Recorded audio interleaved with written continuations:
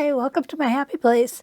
So today we are going to continue our series and we will be working with the Spin Effects 13, almost to the end. We only have a few more left. What I want you to notice is 13 has a totally different shape than anything we've seen before. And from this point out, our templates are going to get a little different. So that's a good thing. What we have is a template that can easily be used both ways. And this template does come in 3.5, 5.5, 7.5, 9.5, 11.5 in a 5-piece set. Here is an 8-point stitch out for you to see. Pictures of the 5 templates. Of course, the shank size is always going to be on the front of the envelope as well. And when we open it, what you'll see is it says available in 7 sizes. And the reason being this one too is available in 1.5 and 2.5 inch mini size. Here is the 8 rotations and 16 rotations we're going to work today. Remember how I said we can flip it over? We can flip it over and make some really awesome designs. And here's a few of them on the back of the instruction sheet. And then, of course, we have a little mini bio about Leonie West, designer and inventor of Westalee design templates and rulers, which are now made in Eugene, Oregon by So Steady. And to see the whole selection of them, you can go to sosteady.com and you can peruse their catalog and see all the beautiful templates that are available. So what we're going to do today is we're going to start with an 8-point rotation. What I have here is my 11-inch piece of fabric. It's just 11 inches square. I am using the 7.5-inch template.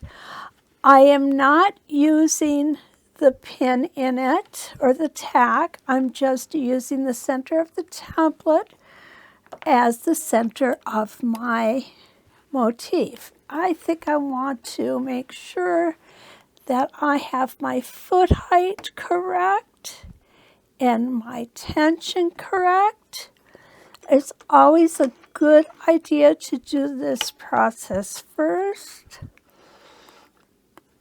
There we go. We got our bobbin thread up, just off in one corner that I know is going to be cut away.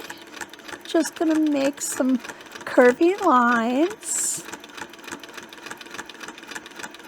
Doesn't have to be very much.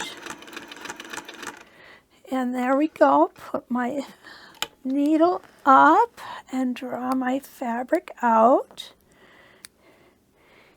And I need to do that because I am using a vintage machine which has absolutely no electronic anything on it. So everything is done manually. So what I'm looking for here is I want to make sure that I don't see any bobbin thread coming up to the top, which I don't. And I don't want any top thread coming back on the back end of my piece, which I don't. So my tension is great. I can easily slide my fabric around. What is happening is the bottom of the foot is just kissing the top of the fabric. Okay, you don't want it too loose on the fabric because then you can get skipped stitches. And if it's too close or too heavy on the fabric, you won't be able to move it and make the designs. So here we go. I am going to turn the template towards me. I find that it is easier for you to see that way. So what I'm doing is I am lining up the center line of the template, which is right here and right here on the center line of my the center reference line on my block. I know what I'm saying, right? Okay, so here we go. 1 stitch in place, and we're going to head out.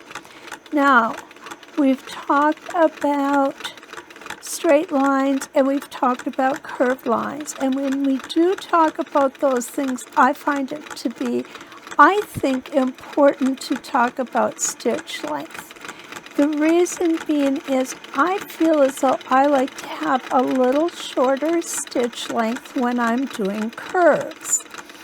Our machines only stitch in a straight line, and so if we're trying to stitch a curve, what we want to do is use that shorter stitch length to make sure that it is nice and smooth. Okay, I'm not going to do anything with my threads just yet. You'll see in a moment we're going to do that.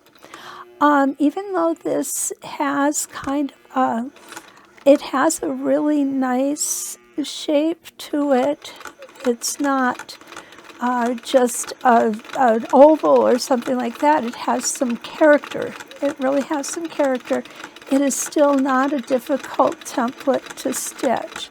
Here we're going to have a little bit of a point, so we want to take 1 extra stitch there before we move on. When you're just starting out, what is important is to worry about making your hands and your template move in concert. And what's going to happen there is you probably are not going to end up with real even stitches when you just begin. Don't worry about that. It's okay. None of us made beautiful stitches when we first began. What I'd like to see you concentrate on when you're first starting out is making sure you don't have a death grip on the template, okay? You don't want to be holding that template down, because if you do, it's not going to move. So you're just very lightly holding it in place. You do not want to push your foot against the template or the template against the foot, because when you go to change directions, it's going to jerk away from you.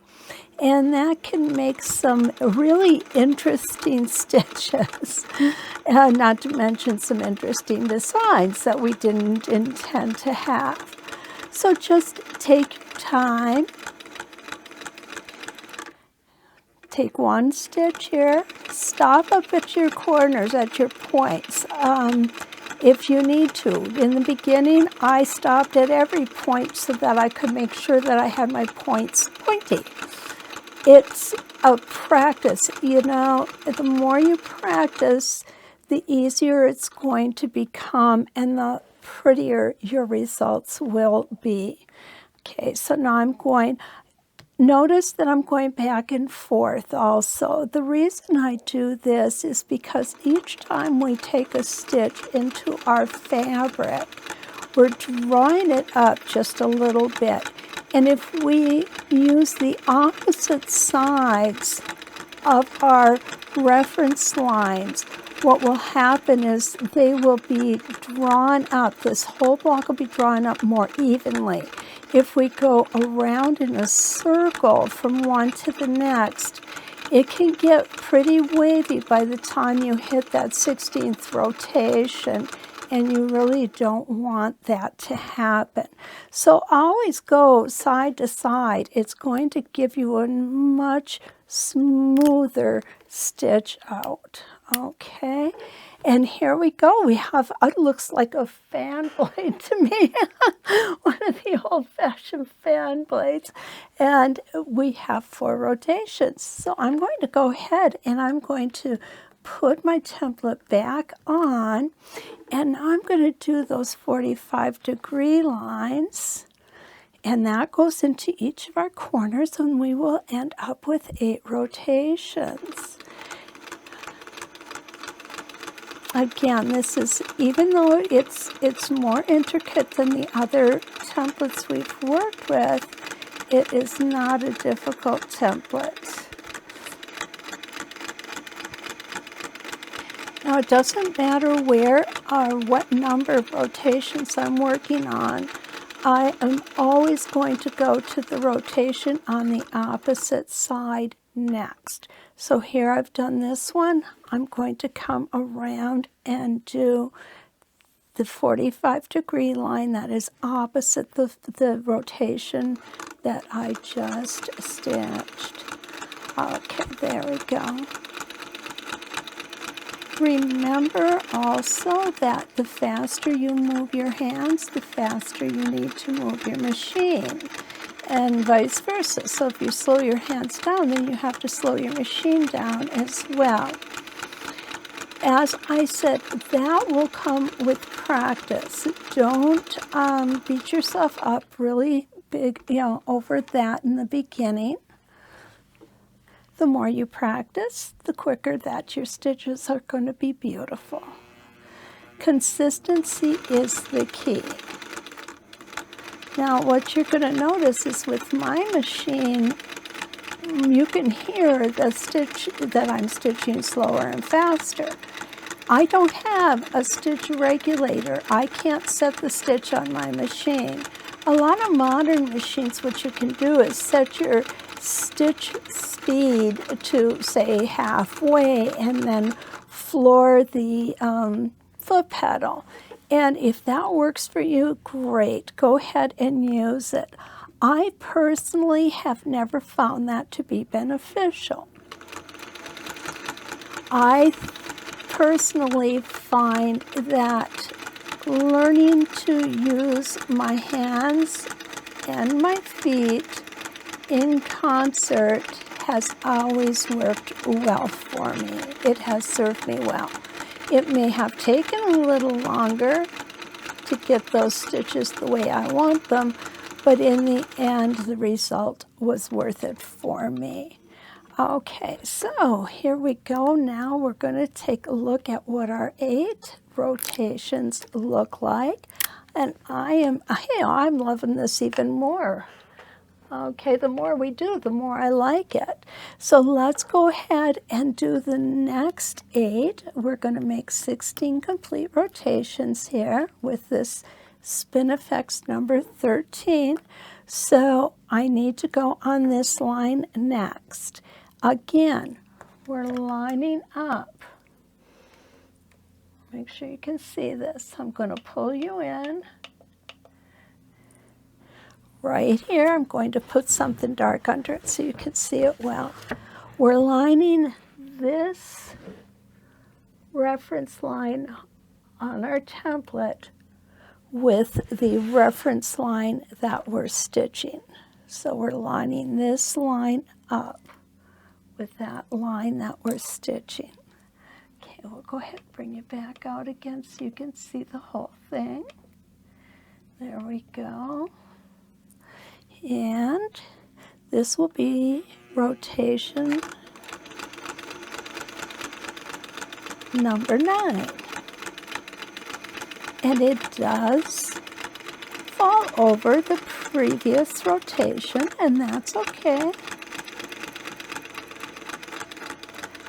I love the secondary designs. They're so much fun to watch them develop and see what happens with them.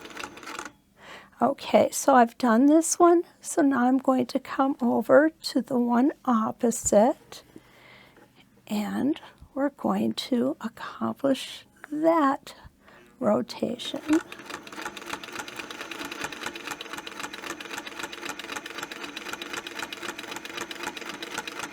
And don't forget, nice and easy, nice and steady. Extra stitch. Don't linger too long because you don't want to end up with a thread ball on the back.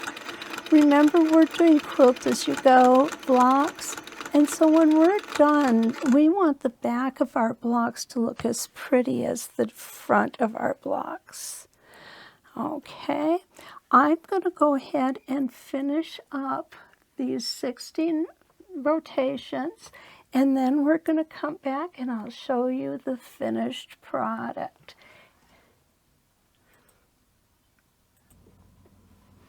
Okay, we're back, and I have done 15 of our 16 rotations here for our Spin Effects 13.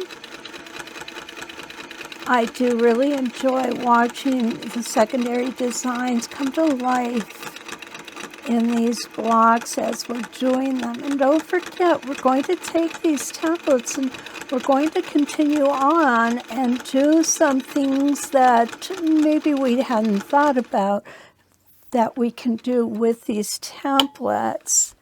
And I am going to take, and I'm going to use my Inktense pencils. We're going to color them in to hopefully to be able to replicate maybe a look of stained glass and put them together into a quilt. So there is our 16-point Spin Effects number 13. Love the secondary designs. I hope you like it too. If you need this set, don't forget to go to sewsteady.com. You can find them there. And as long as you're enjoying the video, please don't forget to like, subscribe, and share them so that we can continue bringing videos to you. So until we meet again with Spin Effects number 14, let's quilt.